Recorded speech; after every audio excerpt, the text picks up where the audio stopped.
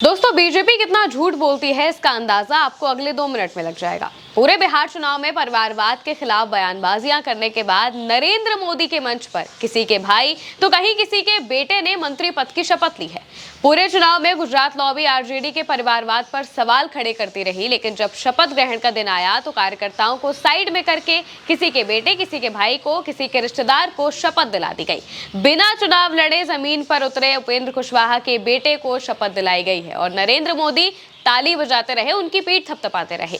एक एक नाम आपको गिनाएंगे, एक एक बयान याद दिलाएंगे जो बीजेपी के नेता देते आए हैं। सबसे पहले आरजेडी के पोस्ट की बात कर लेते हैं। शपथ ग्रहण के दिन एक पोस्ट आता है जिसमें नाम के साथ परिवारवाद के बारे में आपको पता चल जाएगा। क्या लिखा है वो आप वीडियो पॉज करके पढ़ सकते हैं, लेकिन इसे ब्रेक डाउन करने से पहले आपको कुछ बयान याद दिला देते हैं।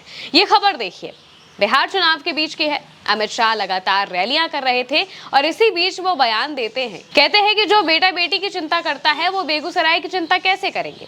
नरेंद्र मोदी कहते हैं परिवारवाद और सामंती राजनीति को खत्म कर देंगे। बिहार ने दशकों तक परिवारवाद का नुकसान देखा है। ये बात नरेंद्र मोदी ने कही है, हम नहीं कह रहे हैं। और आज वही नरेंद्र मोदी बिना चुनाव लड़े मंत्री पद की शपथ लेने वाले सहयोगी पार्टी के बेटे की पीठ थपथपाते हुए दिखाई दे रहे हैं।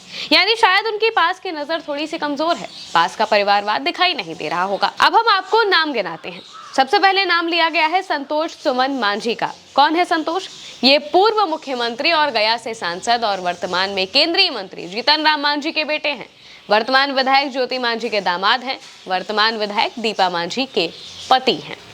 बिहार चुनाव में एनडीए के परिवारवाद की बात करें तो हम यानी कि हिंदुस्तानी आवाम मोर्चा के प्रमुख और केंद्रीय मंत्री जीतन राम मांझी टॉपर बने हुए हैं। एनडीए में मांझी को 6 सीटें मिली थी। मांझी ने परिवार के लोगों और रिश्तेदारों को ही टिकट दिया था।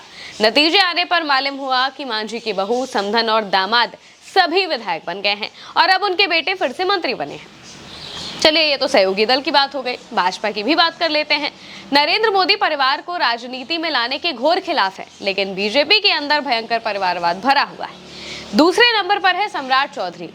वो पूर्व मंत्री शकुनी चौधरी और पूर्व विधायक स्वर्गीय पार्वती देवी के बेटे हैं। क्या उन्हें मंत्री बनाना परिवारवाद नहीं है?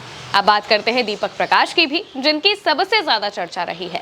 बीजेपी सरकार में पूर्व केंद्रीय मंत्री, वर्तमान राज्यसभा सांसद उपेंद्र कुशवाहा और वर्तमान विधायक स्नेहलता के बेटे हैं दीपक प्रकाश, जिन्होंने बिना चुनाव लड़े मंत्री पद की शपथ ले ली। क्यों ले ली? क्योंकि उनके पिता सांसद हैं। आने वाले वक्त में उन्हें एमएलसी बना दिया जाएगा। और जब उनसे पूछा गया तो वो बताते हैं कि हमें मंत्री क्यों बनाया गया, ये बात आप पापा से पूछिए। यानी वो व्यक्ति सरकार में बैठा है जिसे ना जनता से मतलब है, ना उनकी समस्याओं से मतलब है, ना उसके पास कोई विजन है। लेकिन अगर आपके माता पिता सांसद विधायक हैं तो बिना लड़े आप सरकार में बैठ सकते हैं और अब उन्हें धीरे से एमएलसी बना दिया जाएगा। श्रेयसी सिंह की भी बात कर लेते हैं। पिता की वजह से राजनीति में आई हैं। पहले शूटर हुआ करती थी। वो पूर्व केंद्रीय मंत्री दिग्विजय सिंह और पूर्व सांसद पुतुल कुमारी की बेटी हैं। फिर आती हैं रमा निषाद, जो पूर्व केंद्रीय मंत्री कैबिनेट जय नारायण निषाद की बहू और पूर्व सांसद अजय निषाद की पत्नी है। क्या ये परिवारवाद नहीं है? विजय चौधरी ने भी शपथ ली है, जो पूर्व विधायक जगदीश प्रसाद चौधरी के बेटे हैं। अशोक चौधरी भी कम नहीं है, पूर्व मंत्री महावीर चौधरी के बेटे हैं और समस्तीपुर की वर्तमान सांसद शांभवी चौधरी के पिता है। अब बेटी पिता की वजह से आई हैं जाहिर तौर पर राजनीति में और अब उनके पिता वापस से मंत्री पद की शपथ ले रहे हैं। पूर्व विधायक नवीन किशोर सिन्हा के बेटे हैं नितिन नवीन, इन्होंने भी शपथ ली है। पूर्व मंत्री चंद्रिका राम के बेटे और पूर्व विधायक अनिल कुमार के भाई सुनील कुमार ने भी शपथ ली है। अब लेसी सिंह को भी भला कैसे भूला जा सकता है, जो कि समता पार्टी के पूर्व जिला अध्यक्ष स्वर्गीय भूटन सिंह की पत्नी है और काफी लंबे समय से बिहार की राजनीति में सक्रिय हैं। इसलिए ही वो अब तक राजनीति में है भी और फिर से मंत्री पद की शपथ ले रही हैं। इस पोस्ट के आखिर में आरजेडी ने लिखा है, मैं ईश्वर की शपथ लेता हूं कि मैं परिवारवाद के घोर विरोधी प्रधानमंत्री नरेंद्र मोदी जी और मुख्यमंत्री नीतीश कुमार जी के विशेष स्नेह और आशीर्वाद से बिहार की राजनीति से परिवारवाद को समाप्त करके एक नए बिहार का निर्माण करूंगा। अब यहाँ पर आप भला क्या ही कह सकते हैं एनडीए को लेकर?